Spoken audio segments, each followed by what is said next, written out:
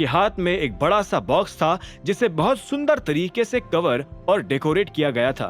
उसे देखकर ऐसा लग रहा था कि उसके डेकोरेशन पर ही 10,000 रुपये खर्च हो गए होंगे। सनी ने उस बड़े से बॉक्स को खोलते ही कहा, मैं भगवान से यही दुआ करूंगा कि आप हजारों साल जिए और हमें इसी तरह से सिखाते रहे कि जिंदगी का असली मतलब क्या होता है। इस दौरान सनी ने उस बड़े से बॉक्स को खोला और उसमें से हरदेव की एक बड़ी सी पेंटिंग बाहर निकाल ली। वो पेंटिंग देखने में काफी सुंदर लग रही थी। उसे दिल्ली के एक बहुत बड़े आर्टिस्ट ने बनाया था और इस वजह से उसकी कीमत काफी ऊंची नजर आ रही थी। सनी काफी वक्त से ये पेंटिंग बनवाना चाहता था और उसने अपना सारा पैसा इस काम में लगा दिया था। वो देवेन को भी पैसा सिर्फ इस पेंटिंग की वजह से नहीं दे पाया था। देवेन भी पार्टी में इसलिए नहीं आया था क्योंकि उसके पास हरदेव के लिए गिफ्ट खरीदने के पैसे नहीं थे। हरदेव ने पेंटिंग को ध्यान से देखा और मुस्कुराते हुए बोले, ये तो बहुत खूबसूरत है, मुझे ये बहुत पसंद आई। इसके बाद और भी लोग बारी बारी से आगे आए और अपने अपने गिफ्ट्स प्रेजेंट करने लगे। अभिनव जानबूझकर उन लोगों से दूर पीछे खड़ा रहा।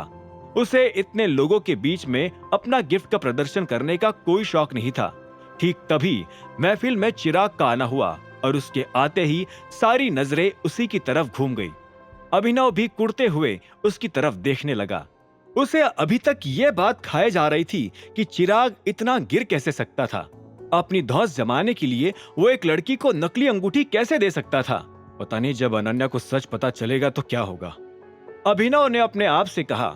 ठीक तभी हरदेव ने हैरान होते हुए चिराग से कहा, मुझे नहीं पता था कि आज चिराग भी आने वाला है। चिराग को मैंने इनवाइट किया था पापा जी। इतने में शर्मिला ने बीच में आते हुए कहा। सनी भी चिराग के एहसान तले दबा हुआ था। सनी को जब भी जरूरत होती चिराग उसकी मदद करता था। ऐसे में सनी भी चिराग के बारे में हरदेव को बहुत अच्छा बता रहा था। हरदेव ने बड़ी सी मुस्कान के साथ चिराग से कहा, थैंक यू फॉर कमिंग बेटा। हैप्पी बर्थडे हरदेव जी, मैं आपके लिए कुछ लेकर आया हूँ। और इतना कहते ही चिराग ने उनके सामने एक महंगी सी घड़ी पेश की।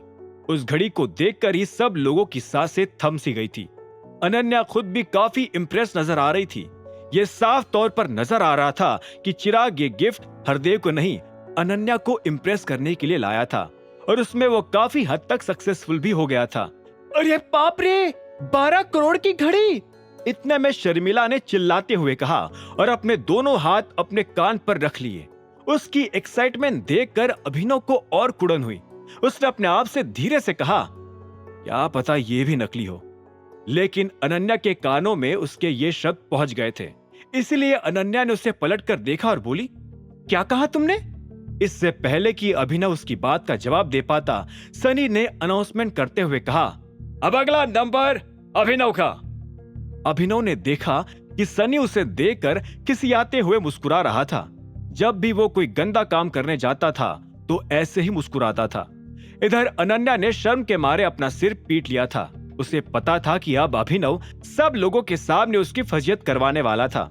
हालांकि उसने अभिनव को यह आगाह किया था कि वो हरदेव के लिए कोई ढंग का गिफ्ट लेकर आए, लेकिन उसे पूरा भरोसा था कि अभिनव ने ऐसा कुछ नहीं किया होगा, और अगर किया भी होगा तो उसने अकरम के ऑफिस से कुछ पैसे उधार लिए होंगे, जिसे अब वो ना जाने कितने वक्त तक चुकाने के चक्कर में कड़का रहेगा। ना जाने उसे और कितने महीनों तक उसकी सैलरी नहीं मिलने वाली थी। तभी दीवा ने कहा, मैंने उसके हाथ में एक पुराना सा डब्बा देखा, मुझे लगता है वही उसका गिफ्ट है। यह सुनते ही बाकी लोग हंसने लगे। तब अभिनव ने कहा, मैं अपना गिफ्ट एरिया में रखना प्रेफर करूंगा। यह सुनते ही हरदेव ने अभिनव को देखा और कहा, मुझे अभी वो गिफ्ट देखना है, या तो तुम मुझे अभी गिफ्ट दिखाओ, वरना मैं यूं ही समझूंगा कि तुम मेरे लिए कुछ लेकर नहीं आए हो। यह सुनते ही अभिनव के होश उड़ गए। सभी लोग अभिनव को देख रहे थे। उनमें से कुछ तो उसे देखकर हंस भी रहे थे। वही अनन्या अपना सिर पीट रही थी। अब आगे क्या होने वाला था? क्या अभिनव सब लोगों के सामने अपना गिफ्ट देगा हरदेव को? क्या हरदेव और बाकी लोगों को अभिनव के गिफ्ट की असली कीमत पता चल जाएगी? आखिर अब क्या सवाल उठने वाले थे अभिनव पर? जानने के लिए सुनते रहिए आगे की कहानी जानने के लिए देखें अगला एपिसोड सिर्फ पॉकेट FM के YouTube चैनल पर। और द रिटर्न ऑफ टाइगर के सारे एपिसोड्स को सुनने के लिए डिस्क्रिप्शन में दी लिंक से डाउनलोड करें पॉकेट FM ऐप।